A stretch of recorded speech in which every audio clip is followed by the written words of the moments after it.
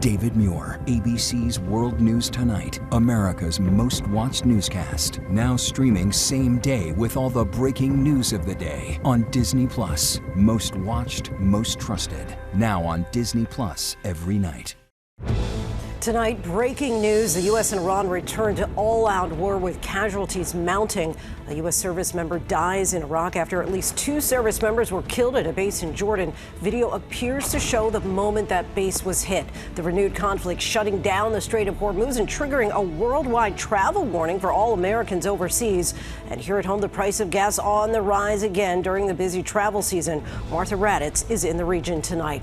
Spain battles Argentina in the World Cup Final. Yamal versus Messi with the championship at stake. 80,000 in the stands, more than 1.5 billion watching worldwide, and the history-making halftime show with a roster of global superstars.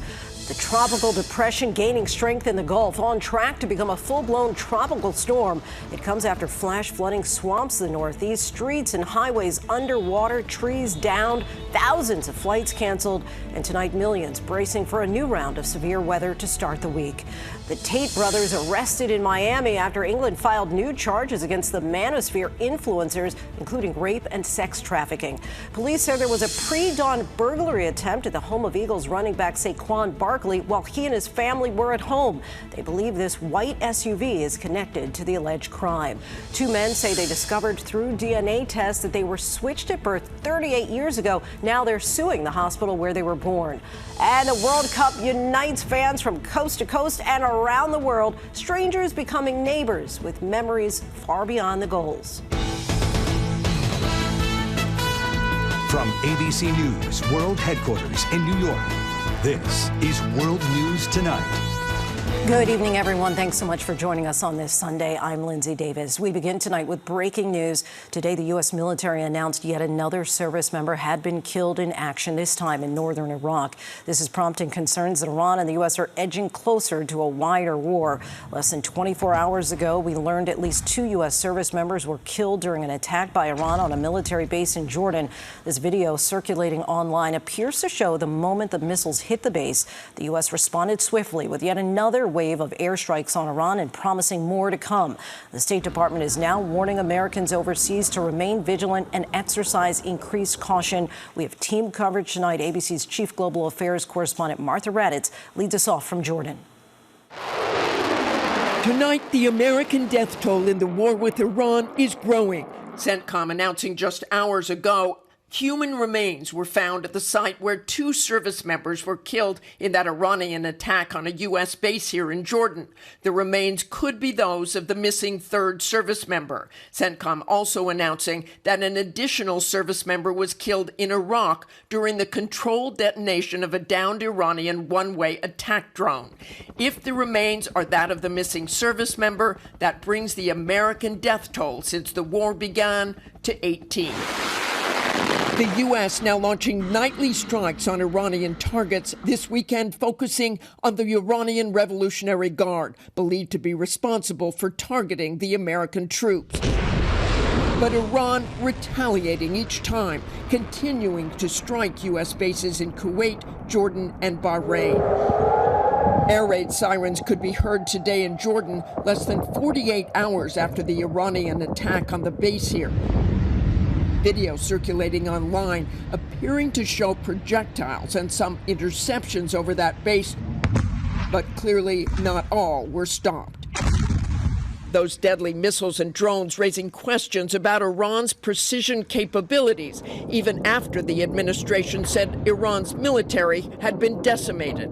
And there are questions about the U.S. military's ability to defend its personnel here. One of the concerns, I think, on this strike is, are the Iranians getting information, targeting information, intelligence from another country? This afternoon, President Trump attending the World Cup Final. He had warned of a massive response if U.S. personnel were killed, but tonight spoke only of those who were killed in these latest attacks, telling reporters on Saturday that the deaths in Jordan were a very sad thing and a shame. But more American warplanes are headed to the region. Sources telling the New York Times F-16s from Germany and stealth F-35 fighters from Britain are being sent, along with aerial refueling capability. The now nearly 5 months long conflict bringing traffic through the critical Strait of Hormuz to a standstill. Kepler saying only 8 vessels navigated the strait on Friday, although Energy Secretary Chris Wright disputing that. Almost all the public data I've seen is incorrect. There's flow through 2 routes through the Strait of Hormuz. The price of oil now rising, along with the pain at the pump, with a gallon of gas approaching $4. And Lindsay, tonight here in Jordan and in other Gulf countries, they are bracing for more attacks and the possibility this war could spread even wider. Lindsay? Nothing anyone wants there. Martha Raddatz reporting for us in Jordan. Thank you. Let's get right to ABC's Stephen Portnoy at the White House tonight. Stephen, this travel warning sounds especially grave. How concerned should people be? Well, that warning this weekend, Lindsay, urges all Americans overseas, especially in the Middle East, to exercise increased caution. It warns of the potential for travel disruptions, flight cancellations, from the possible closure of airspace. It says U.S. diplomatic facilities, including those outside the Middle East, could be targeted, and that groups supportive of Iran could target Americans throughout the world. This is the first such warning from the State Department since March. And with the tensions increasing, there's no sign tonight that either side is ready to return to the table for talks. In fact, this morning, the president called for Iran to be added to a Russia sanctions bill that is enjoying widespread support in Congress.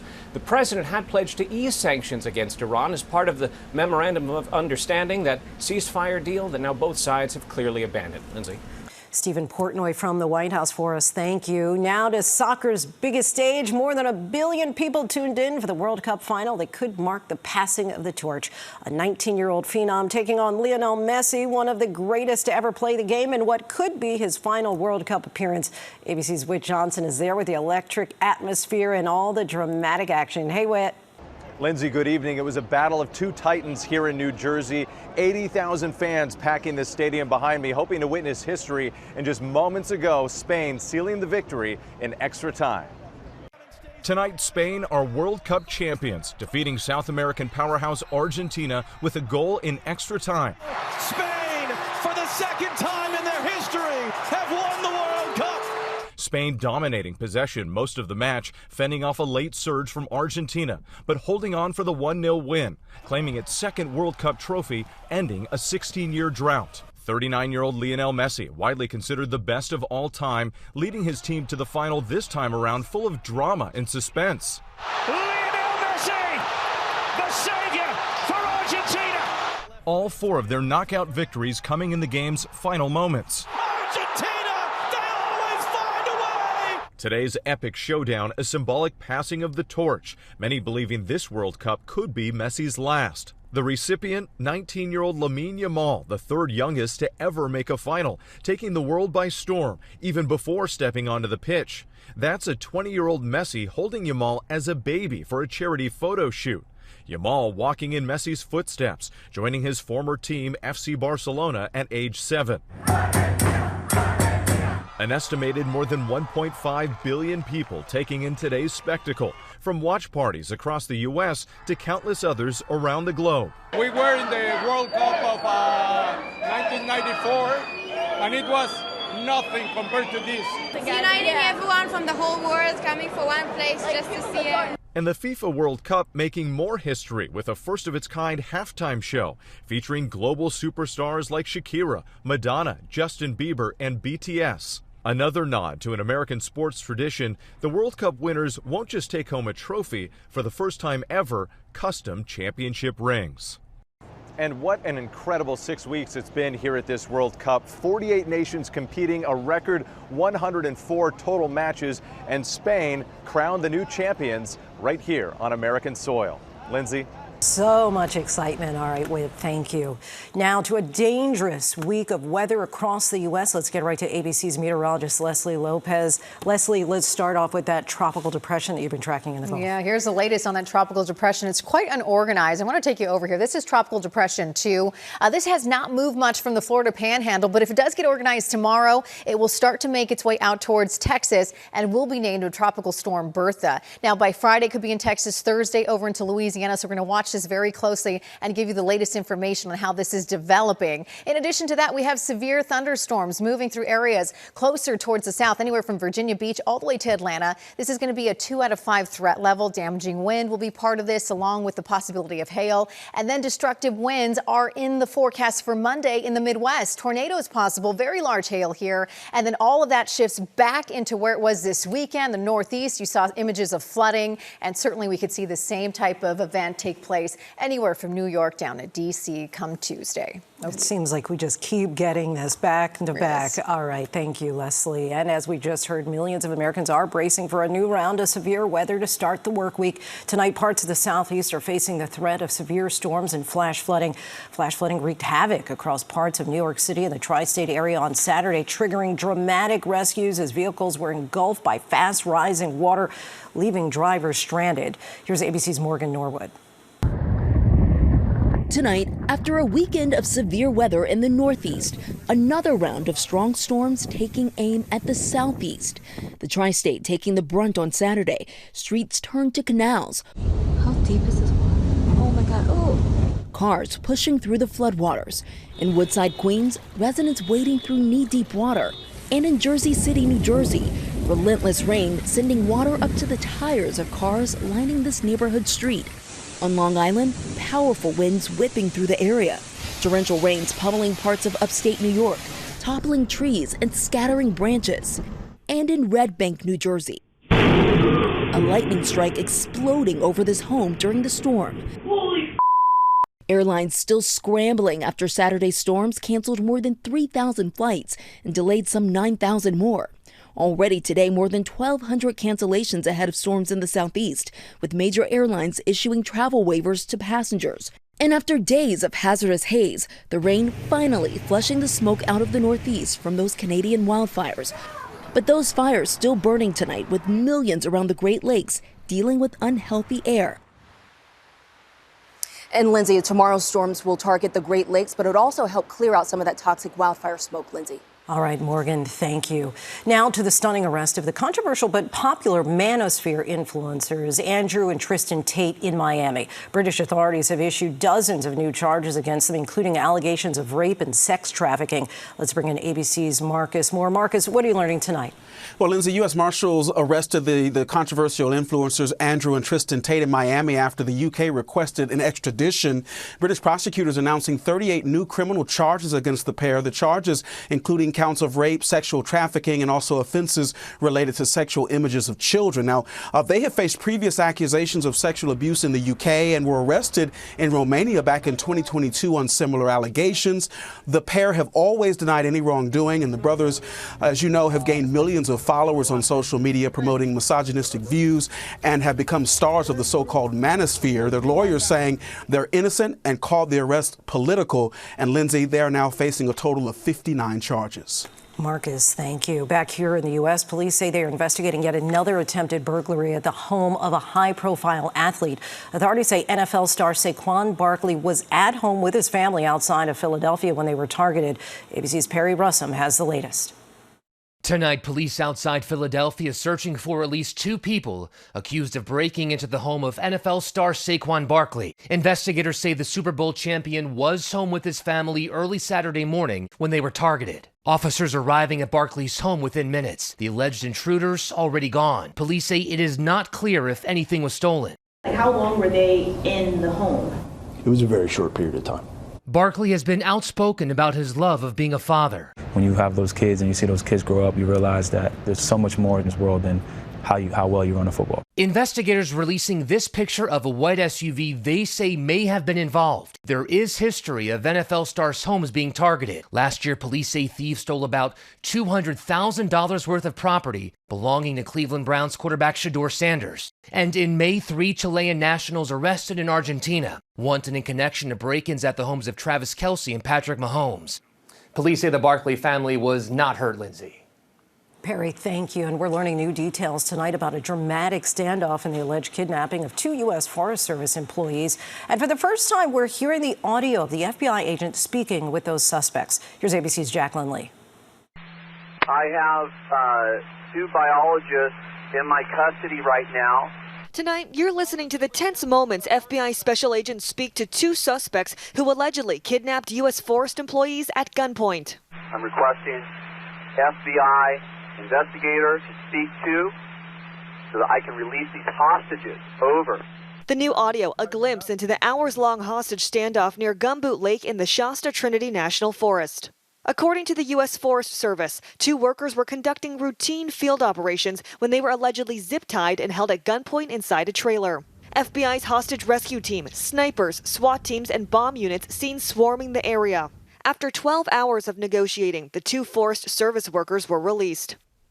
Authorities say the father and son are expected to face kidnapping charges involving federal employees. Lindsay. Jacqueline Lee Forrest, thank you. There's still much more ahead on World News Tonight this Sunday. Two men born 38 years ago say they were switched at birth. Now they're suing the hospital. And the Odyssey winning the weekend box office despite a scramble to get tickets. Next tonight, a second person has died of legionnaires' disease tied to an outbreak in New York City. At least 72 people have become sick and 9 are still hospitalized. Cooling towers on nearly 80 buildings, including the world-renowned Metropolitan Museum of Art in Guggenheim, tested positive for the bacteria that causes legionnaires. Health officials say those cooling towers have been cleaned and disinfected. 4 teens are under arrest in connection with a string of violent crimes in Portland. The arrest came after a robbery and shooting at a gas station on Friday. The suspect's getaway vehicle was traced to a home where multiple weapons were found. 12 people were detained. 4 teens aged 15 to 17 are facing charges at this time.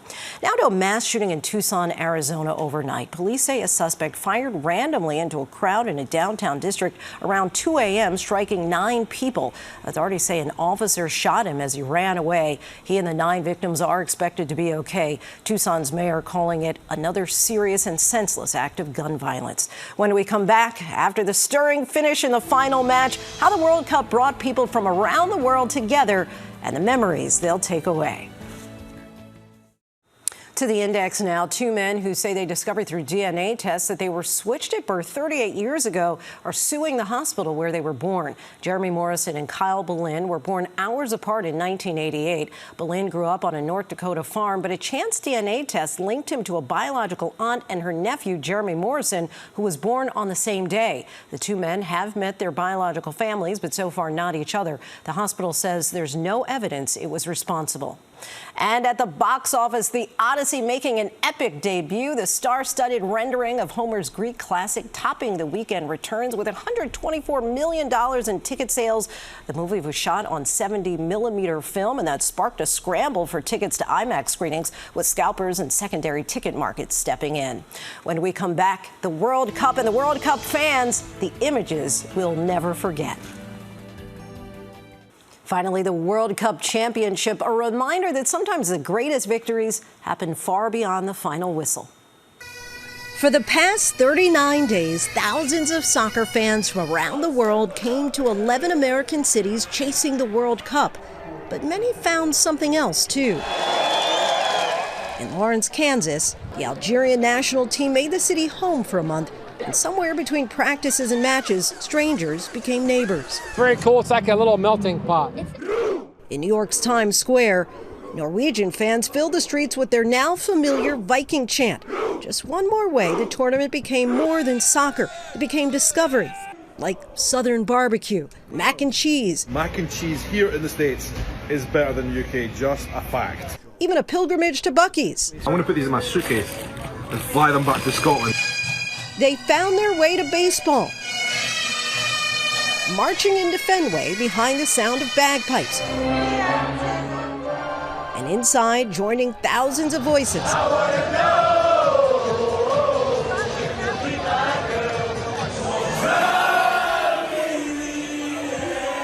Then later, inside Boston pubs, fans from Scotland singing America's national anthem. I love it! Some visitors even discovered an unexpected love for ranch dressing. And Norway's goal-scoring star Erling Haaland returned home from Texas with perhaps the most unforgettable souvenir of all, a taxidermy raccoon peeking out of his carry-on. They came for 90 minutes on the pitch, but what they'll carry home won't just be memories of goals scored. Something about that ranch dressing. Thanks so much for watching. David Muir back here tomorrow night. I'm Lindsay Davis in New York. Good night. David Muir, the most trusted, most watched newscast in America. And now, World News Tonight has won the Emmy for Best Live News Program for the 4th year in a row.